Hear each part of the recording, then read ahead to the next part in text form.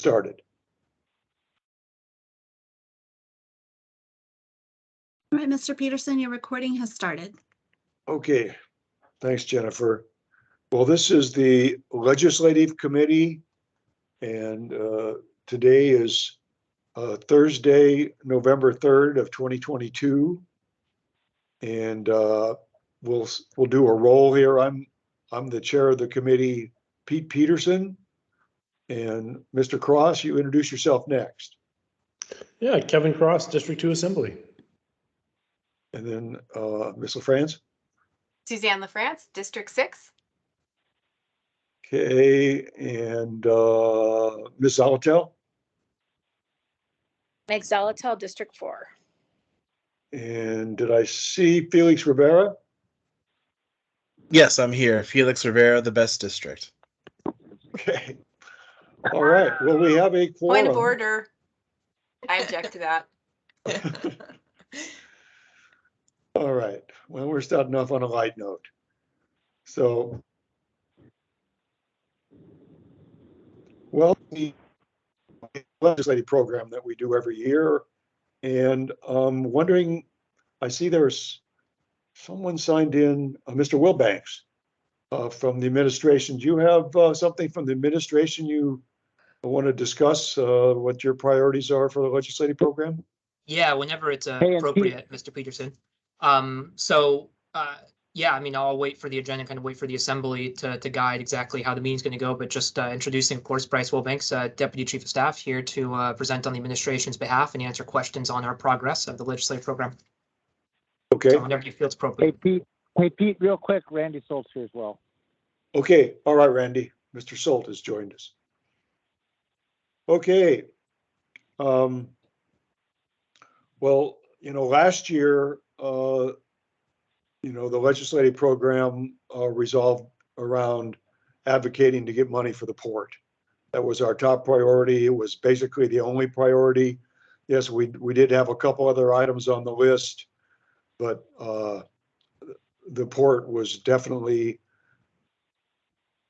number one, number two, and number three, probably, as far as priorities are concerned. And it actually turned out well. We managed to get a couple $100 million committed from the legislature, and so that's moving that port project forward, and that's a big priority for everyone. It should be a big priority for everyone in the state. So that was a good thing. But so this year, since we got the funding we advocated for last year, I don't know necessarily think the port should be our number one priority this year. There might be other items that we want to consider. And so I know this is something that specific committees, if they have legislative priorities that they want to, that need to be advocated for, this is something that is mentioned. It's on the agenda of many of the committees. Now, whether there's actually discussion about that at the end of those committees is another thing. But I know we actually, at our Ethics and Election Committee recently, had a couple of items that are things that we think need to be changed in, I believe it's state Title 15 at the state level, the election laws at the state level. And one of those is whether a stamp is a thing of value, and according to the way the interpretation of state law is now, it would be a felony to give somebody a stamp to mail in a mail-in ballot, and that doesn't exactly seem like that would be a common sense thing that would be a felony, but technically that's the way the code reads now. So there would need to be an amendment if we wanted to change that. And we also discussed in the Elections Committee about changing voter registration so that we could eliminate the number of ballots that we get returned as undeliverable, because we're mailing out thousands, tens of thousands of ballots many times that come back as undeliverable. And so that's an additional expense for mailing those out and also and printing those. So those are two things that from the elections committee that we would like to advocate for down in Juneau. I see Mr. Rivera is in the queue. Go ahead, Mr. Rivera. Thanks, Mr. Chair. So am I assuming correctly that at this point we're just throwing out different priorities we'd like to potentially consider adding into the legislative program? Is that what we're doing right now? Yeah, I think that sounds like a good idea. Okay. I was just starting out that way myself to as a committee chair to bring forth items that I knew that we had discussed. So Yeah. and I see we've Absolutely. been joined by Miss Allard as well, and Mr. Thank you. Constant too. Thanks, Pete. Okay, so then in that case, Mr. Chair, I'll go ahead and throw out a few things. First, I agree that I think it's important for us to have a more expansive legislative program. I think the port still needs to be sort of very high up on the list.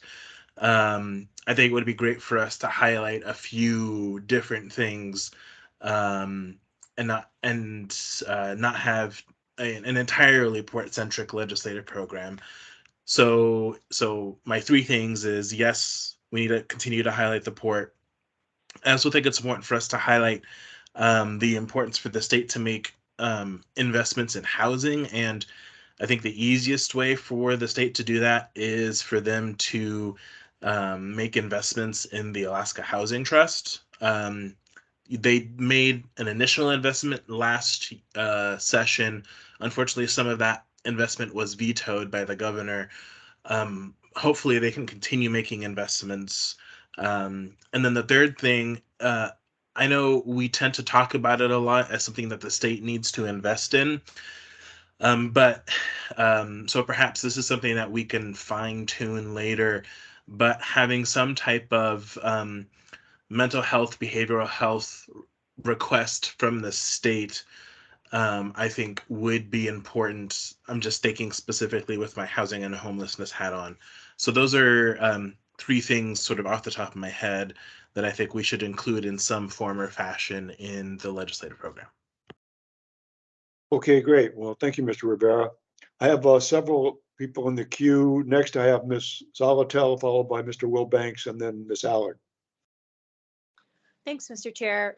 So yesterday we had the recommendation from Ms. LaFrance at the Health Policy Committee to look at investments into the Anchorage School District that may or may not relate to the base student allocation. I think it ties all the way back into that conversation around not only inflation proofing the base student allocation, but maybe getting either more clarity or possibly getting more clarity around what constitutes a contribution within the state statute, because it's really vague and it's not terribly. Oh, and that was Kevin's idea. Great. Thanks, Mr. Cross.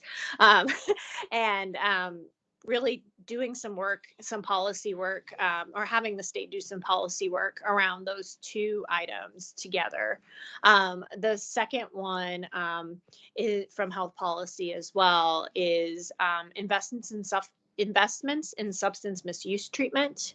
Particularly ensuring that processes to utilize the, I'm gonna get a little wonky here, so it probably wouldn't be this specific, but streamlining the process to use Medicaid to support substance misuse treatment, I guess would be the more general way to say it. But the 1115 waiver that was put in place by the state isn't keeping up with the actual cost of services. And my understanding is it's very hard for providers to use. So instead of becoming a tool, it's actually become a roadblock.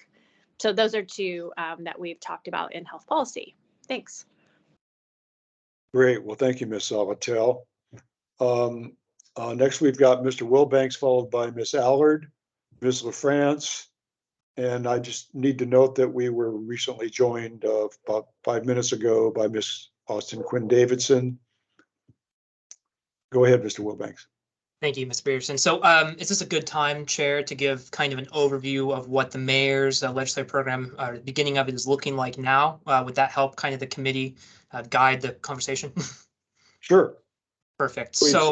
So yeah, the mayor's legislative program we're focusing on right now are 6 kind of priorities. And, you know, with the preface and goal of kind of keeping it to a lean and mean document as much as we can, since obviously if we deliver too much or a document's too big and the priorities are too much, everything else gets diluted, right? So we're trying to really balance it out to make sure we have a little bit of everything without being too overwhelming on any certain item like the Port of Alaska for last year. So as an overview, what we're focusing on, and this is in no particular order since the mayor hasn't set a specific order for the program initially here. We're looking at capital projects by Senate district. So we're talking AWU, PM&E projects, as well as some parks projects thrown in. Specifically projects that have some sort of trying to think of the word, that crossover, meaning if we can, you know, of course, dig up a road, a PM&E, and also replace a water pipe at the same time. That's a project that we'd like to prioritize on the Senate by district map. This also allows senators and House district members will be identifying which representative it would be to kind of have a menu of options, if you would, for the projects in their district that have wide community support. Second, we're moving on to as well as a state homelessness funding stream in some way. The mayor has committed to doing this in some way. We're still working out the exact details of what that's going to look like. Third, we are, you know, as Mr. Rivera, you had mentioned, we are going to definitely include a section on the Port of Alaska. We were very happy last year to receive that giant, as we all are, that giant appropriation. And so with that said, we are still going to be putting it on there since it would be kind of, in our opinion, at least not wise to not have the Port of Alaska on there since it still is a major priority for the municipality. Fourth, we are focusing on community wildfire protection. So looking on the hillside, specifically Bicentennial North Park, Stockagon Heights, that area, how we can get state funding to address some of the wildfire concerns when it comes to beetle kill mitigation or when it comes to reopening our wildfire mitigation office at AFD. Fifth, we're going to be adding in what we're calling a revitalize the Project 80s section. This is focusing on renovations to the PAC Center, which needs a new fire sprinkler system, as well as a new lift elevator, which I'm sure you saw on your tour a few months ago, as well as some repairs and other things to the Ben Boeke and Sullivan. And then 6, we're also looking at some Merrill-Field introduction, since we have major items coming from Merrill-Field with about 10% federal funding match requirement. So we're looking at seeing if we can get state support for that. So that's kind of a very large overview of what we're looking. There will be some items that come in and out that we're still working on with the mayor on how he wants to kind of present the document initially. So those are the priorities. Mr. Chair, I'll digress now unless you want me to go into kind of the timeline we're looking at this time. Well, I've got a number of Yeah. members in the queue, so we'll have to get back to you later if that's okay, Mr. Wilbanks. That's totally fine. I just hope that guides the conversation and here for questions as always. Thank you, Mr. Chair. All right, thank you. Next, we have Ms. Allard, followed by Ms. LaFrance. Thank you, Pete. Bryce, did you say that you were looking at getting state assistance for the Ben Boeke and the Sullivan? We're looking at doing a project, kind of a large request that entitles or that takes Project 80's project. So yes, the Boeke, Sullivan, and PAC would be included in that. Okay. No, Pete, I'm just listening. I'm good. Thank you. All right, great. Thanks, Ms. Allard. Ms. LaFrance? Thank you, Mr. Chair. And I was trying to pull up actually prior years' legislative programs I meant to do that before this meeting because I know in the past, while the focus has been on the port, we've had a number of legislative requests as well that don't include funding. And so I appreciate the points that have been raised so far and appreciate the overview provided by Mr. Wilbanks, and think that those are all really great items to include. And just following on what Ms. Zelatel and Mr. Rivera said, and then Mr. Cross's idea about the BSA as it pertains to mental health, I would actually like to include, the language about inflation proofing the BSA and forward funding, or wherever we can land that the body would support, because I think that hopefully there's a place we can all agree to as far as increasing the BSA. And then I had on my list, and Mr. Rivera spoke more eloquently to this, a statewide response concerning homelessness and housing. I like, Felix, what you said about the mental health, behavioral health needs. And then there's one that has kind of dropped off, and that is Tobacco 21, and how at the local level here, we implemented Tobacco 21, and then there were a couple other issues we didn't anticipate and we thought would be resolved when Tobacco 21 became a state law, and then it didn't. So I would like to see that included on the list, to encourage implementation of Tobacco 21 at the state level. And then on my personal wish list, of course, is funding for Chugach State Parks, not necessarily through the municipality, but recognizing that big role that CSP plays in our tourism industry and our, live, work, play, and so on. And then, of course, I'm crossing fingers that community assistance will continue in the right direction of up, because that was really great, to have that this year, or will be really great. Thank you, Mr. Chair. Thank you, Ms. LaFrance. And so let me see, Mr. Cross, followed by Mr. Constant. Thank you. Yeah, some of these, such as the BSA and other projects we've pointed out, I agree with. The one thing I think the state is negligent on is OCS. That's one department, and that is one area that a lot of people don't realize is still, not only is it sadly underfunded, but they really never recovered from COVID, and that is all the children that are trapped in foster families, and they're struggling with placement. They're understaffed, underfunded, and because they're minors, because of the, because you can't disclose who they are and they got to be very confidential with their information, they basically go unrecognized. And so it's not like it's like they put them on posters and say out there and say, here's all the children that need your help. They got to respect their privacy, and it's a struggle for them to even, so because of the nature of protecting their confidentiality, I don't think the public is really aware of how many children are trapped at OCS and how sadly underfunded they are. Now, this is just the state funding its own agency, but they are a huge part of our community, and they're a big part of working within schools with troubled kids who comes from broken families and end up in the system. And it's unfortunate, but if you end up as a foster child, if you're still in there by the time you're 12, the chances are like 90% you're going to end up growing up in that system. And so, as we look at mental health and we look at these things, there are those children that are unsung. So I'd like to put pressure on the state to step up, because it's been a department that unfortunately has been neglected. Thank you.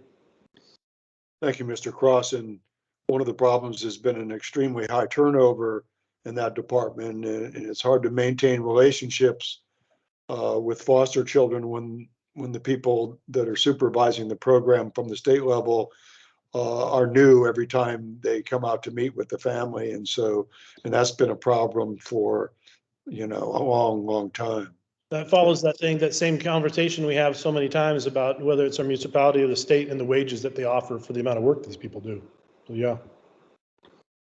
Right. Well, since there's a shortage of them because they're having a hard time hiring them, their workload is considerably higher than what is allows them to be effective at that position, I would think. Thank you, Mr. Cross. Mr. Constant.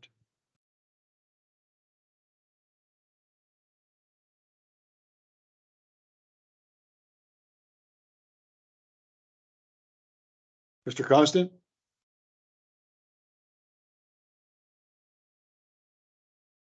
Yeah, sorry there, guys. I really wasn't intending to speak at this, but it's interesting, the SUD plank, the substance use, we should really look closely at what that might be. I don't disagree. I don't know that it's the actual rates that are the issue that I'm hearing about. It's the actual getting people into treatment beds that has proven to be the challenge. And so it's a conversation I'm certainly willing to help participate with down the road. That's all. Okay. Ms. LaFrance? Thank you, Mr. Chair. And I just wanted to address a sidebar conversation in the chat, which I know we're not supposed to do. So I'll just put it on the record. Ms. Quinn Davidson had raised the point that Tobacco 21 is a federal law. And for some reason in my mind, I thought there was a state loophole, but I was just looking and I think everything is covered because we were looking at smokeless tobacco. So I'm happy to be wrong on that piece. I don't believe there is any kind of, I think, Ms. Quinn Davidson, you're correct. It's, there's no exemption at the state level, and it is in fact completely in effect. And so that issue we had has been taken care of. Thank you, Mr. Chair. Okay, thank you, Ms. LaFrance.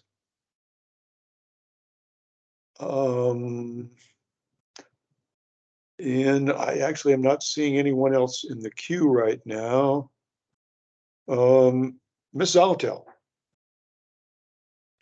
Thank you, Mr. Chair. I had a logistical question. What is the timing of the legislative program this year? Is there an intention, and maybe Mr. Wilbanks knows the answer to this, of date of introduction and hopeful passage? Well, I thought we were, the December 6th, the first meeting in December, I believe was for, set up for introduction of, if I'm remembering correctly. Is that right, Mr. Wilbanks? You know? Yeah, thank you, Mr. Peterson. So on that, just to overview the administration's timeline right now is we are aiming for introduction on December 6th. This does come in the form of an assembly resolution, so it doesn't require a public hearing. So we're planning on, it'll be on the addendum is what we're aiming for. That gives us just enough time over the Thanksgiving holiday to wrap it up. And then the second caveat is that the mayor, as you might recall last year, is hosting his legislative luncheon, and that's going to be on December 15th. We confirmed that it's a Wednesday of December 15th at the Denina again this year. So, oh, sorry, the 14th this year. And this Wednesday, December 14th. And so with that, we would hope for a passage before that date. And so with them also here to see if I can collect, if the committee wants to put together priorities as well as some language, we can incorporate it earlier into the program so we're not doing everything on the floor. Thank you, Mr. Wilbanks. If it's okay, Mr. Chair, could I follow up briefly? Yes, continue. Thanks. So with introduction into the addendum on December 6th as a resolution with no public hearing, that's a pretty tight turnaround for assembly amendments to the legislative program. I would say, because that's a Thursday at noon, we get our addendums on Friday and then the following Tuesday. And I know we did make some amendments last year.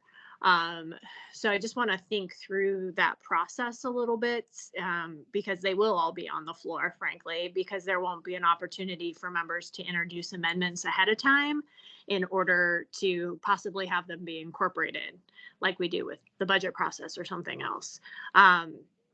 We just won't have enough heads up of what's going to be in the legislative program other than by topic area, as you have described here today. The other thing I wanted to add is to Member Cross is if he is interested in thinking through an amendment around supporting foster youth and OCS, I would join that effort if that's something he wants to think through to possibly put forward for the legislative program. And I see a thumbs up. Great. I'll reach out, Mr. Cross. Oh, great. Well, thank you, Ms. Zalatel. And Mr. Wilbanks has a follow-up, and then followed by Mr. Rivera. Yes, briefly, Mr. Peterson. Just so on the legislative lunch, I know the timeline seems that we're aiming to get this thing complete for that lunch. It's really, we're trying to aim when most of the legislators would be in town for the holidays, kind of right before things get too busy. So that's why that date was selected on the 14th. So regardless, that's the date we're going to probably continue with for the luncheon. I'm happy to open to collaboration on how we can try to get items and amendments from the assembly prior to the meeting on the 6th. So thank you. That's all. And, we could have a follow-up legislative committee meeting, sometime, before the 1st of December, the last 3 days of this month. If that would help get move forward, and so we can meet that timeline. So that's something we can all take a look at our schedules and see if we can fit that in. Mr. Rivera. Yeah, thank you, Mr. Chair. So I appreciate the administration has their luncheon planned for that second week in December. So December 6th is sort of an imposed deadline there. I will say, if the administration wants us to vote on December 6th, then we need to be able to see the document and have enough time to have either a committee meeting or a work session for us to review the document and discuss amendments to the document. So hopefully that is something that is possible. Getting it on December 1st for a vote on December 6th, I don't think will make that possible. So if there's any way to get it to us sooner, that would be great. Thank you. Yeah, thank you, Mr. Rivera. Yeah, and it also depends a little bit on how many items we decide to put on the list. Last year when the main focus was the port, when we went to Juneau to advocate to legislators, we were all talking about the port. And if we have other priorities this year from, different committees have different interests, it may come across as a little less focused, maybe it might be the term. But so we may have to try to get organized if we're going to have this ready for the agenda on the 6th. I see Ms. Ross is in the queue. Go ahead. Yeah, I've been taking a list of everything that you've been mentioning, and one way I could help speed up the process is to work with individual members if you wanted to flesh out your requests and add a couple paragraphs to describe them. I could send them to Mr. Wilbanks, and if he wants to include them in his, that's one way to address it. I know not everything will be agreed on by all parties involved, but that might help speed it up a little bit to have a document that there's more agreement upon. Well, I think that sounds like an excellent idea, Ms. Ross, and that's something that you do really well. So looking forward to seeing that document. And that was something that could be emailed out to members ahead of time so that we could take a look at that and have our questions all lined up for the next time we have this committee meeting. So that's a really good idea, and I appreciate your effort in advance for that. Because it's probably going to be a lot of work there for you. Let me see. I don't see anyone else in the queue. Any other discussion that people have? Yeah, Mr. Chair, Christopher here. Mr. Constant. Thanks. I don't know if you discussed this because I was pulled off the phone for a minute, but or off the stream. Did we talk about a briefing with Wendy? A briefing with who? The lobbyist.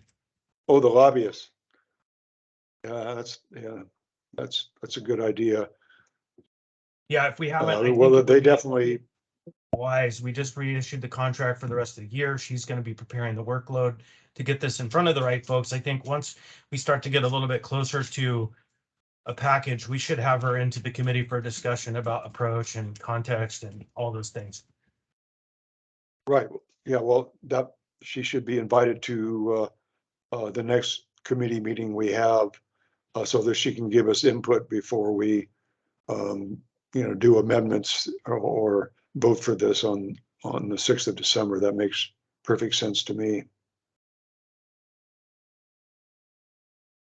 Thank you. And yeah, and she's been a lobbyist for so long. She will probably have invaluable input to give us some suggestions. So that was a good idea, Mr. Constant.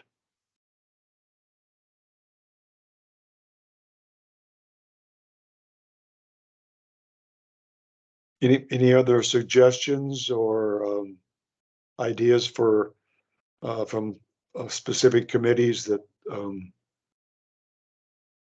Ms. Ross? I have a couple that I've written down, but I think Mr. Wilbanks might have wanted to follow up to earlier comments. I think he might be before me in line. Okay, go ahead, Mr. Wilbanks. Thank you. Yes, Chair, just really briefly, Mr. Ross, I think that's a great idea. Any items that the assembly can send us over early would be great. And yes, of course, on the initial document, mayor's discretion, if it'll be included on the initial one. Of course, the ultimate power come back to the assembly when it gets sent over. But any information you can send over, paragraphs, statistics, photos, titles are very helpful to kind of compiling it in a similar nice fashion like we did last year. Right, and another thing members want to take into consideration is that after November 8th elections, usually within a couple of days, there will be caucuses held and committee assignments will be doled out. And so once you find out what legislators have been put on which committees, we can have an idea of which legislators to approach, but with a particular item. For example, the election items all would be going through the state affairs committees, and so if we could if we wanted to get a legislator to introduce one of those items, we could approach them before they left for Juneau, so they could maybe get that introduced on the very first day that they gavel in or early in the legislative session. So there's a better chance at passage. Pete, question for you. In Yes, your sir. long memory of the legislature and the legislative process, can you remember any time where Anchorage hosted an event for the new legislature before the session begins? Before everyone starts driving away late December, early January? Oh, we used to have one every year. It was usually the first week in January, and usually food involved. If you feed legislators, they're more likely to show up, and so the program would be introduced, and that way you'd have legislators and people from the administration and assembly members all in the same location, so they'd be in a position to have discussions before, during, and after the luncheon. So maybe we flank that conversation a little bit with Wendy next meeting. There you go. Yeah, that's a good idea. Fantastic. Let me see. Anyone else? I see you have your thumb up, Ms. Quinn-Davison. Do you have anything you'd like to do? Questions or discussion? Oh, that wasn't on purpose. I don't even know how to remove my thumb. I'll look into that. Okay. Well, I was just looking over here at the queue and I saw that thumb up and go, oh, wow, I didn't notice that till just now. And so I will see what I can do here. Mention it. I have a couple items. And who? This is Claire Ross. Claire? Okay, go ahead, Ms. Ross. Yeah, just over the past year when members have brought up different things, I wrote it down. I don't really know a lot about these, but I thought if I read them off, they might trigger some thoughts for some of you. There's urban design improvements regarding parking minimums, utilitarian trails and easements, accessory dwelling units. I think there was something that needed to be changed on the state level before the Anchorage version could be passed. Property tax issues. These are just question marks. I'm not sure if they have state solutions. And outdoor seating at bars and restaurants. Those are some things that have come up in the past year. Okay, well, thanks for adding those to the list. Mr. Chair. We're starting to get a long list. Yeah. Mr. Constant. So the bar issue is an interesting one. I don't know that it rises to the level to put it on the program at this time, because there is a state rep who's argued to AMCO staff that they have the authority to do this. And so the attorneys right now are wrestling on it. But if the attorneys come back and say, no, it can't be achieved, then yes, that's a priority that I'll be pushing for at least. Okay. All right. Thank you. Mr. Gates.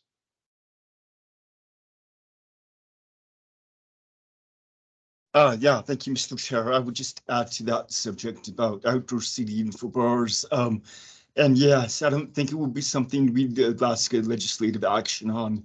I've been involved in the issue and the discussions. I think it's something that we can resolve with at the regulatory level with AMCO or the ABC board. So I'm not sure you need it for the legislative program, but it's nice to have the idea tossed around. Okay, great. Thank you for that. Appreciate it. Next, I have Ms. Salatel in the queue.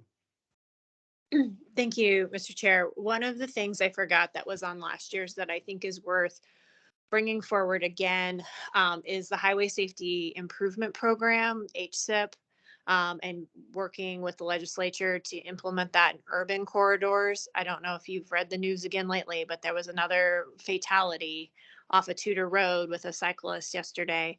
And there's a way forward. And if we can work with the legislature, I think we can smooth that glide path. And frankly, there needs to be some funding to DOT to do the work to implement urban safety corridors. There's some infrastructure work by creating the policies and procedures for how those work. They've done them for rural areas. They haven't yet done them for urban areas. So last year, the monetary request to go with it was amended out. But I will be pushing to bring that forward again because we continually have considerable road safety issues, particularly on state maintained corridors within the municipality. Thank you. Thank you, Ms. Salatel. Yes, we've had quite a year as far as fatalities between vehicles and bicycles and pedestrians. It's been actually horrible this year. And I'm not sure what's causing that other than people seem to be driving faster than the road conditions allow. I'll put it that way. And another thing, we have on the agenda to discuss is once we choose what our priorities are, then we have to work on doing the advocacy for those. And so we would need to make plans for traveling to Juneau to lobby legislators from your district or legislators that or legislators that are on a specific committee that could help with a particular item that you're interested in. And so on myself, since I'm on the AML board, I will be in Juneau when the AML has its annual gathering in February. It's usually the second week of February. And so that's when I plan to be in Juneau to do some advocating. And so Ms. LaFrance is also on the AML board. I'm not sure if she's planning to travel to Juneau this year or not, but I see a thumbs up from her on that. So that is, there's at least a plan for when two of us will be down in Juneau for the legislative session. So that's something that other members might want to look at your calendars and decide on making a plan for when you might be going down to work with some legislators on getting some of our priorities funded.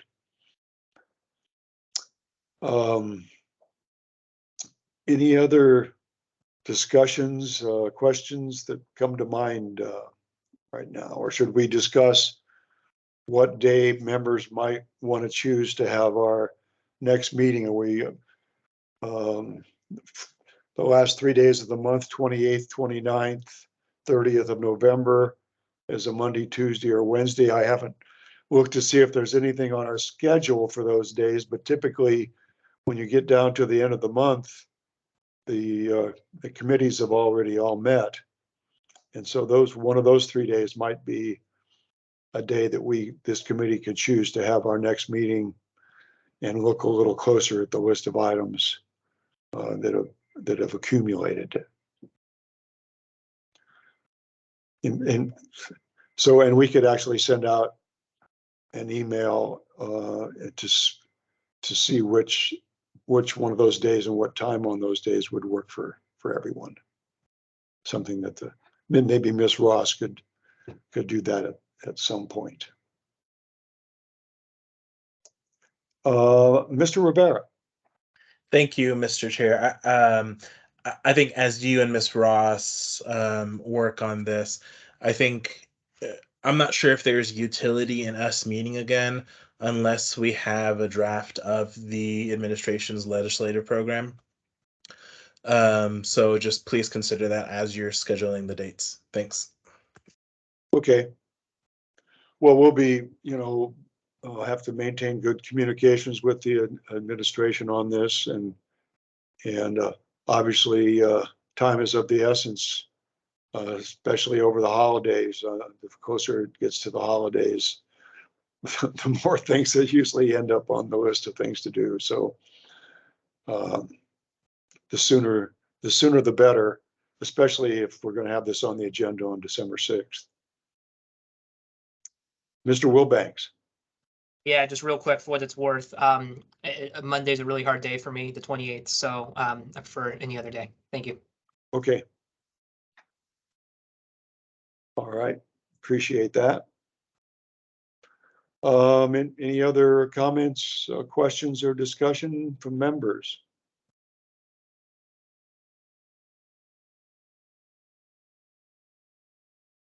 Not seeing anyone in the queue. Maybe we should be down to public participation. Is there any member of the public that would like to participate for 3 minutes? If you're on the phone, to unmute it's *6.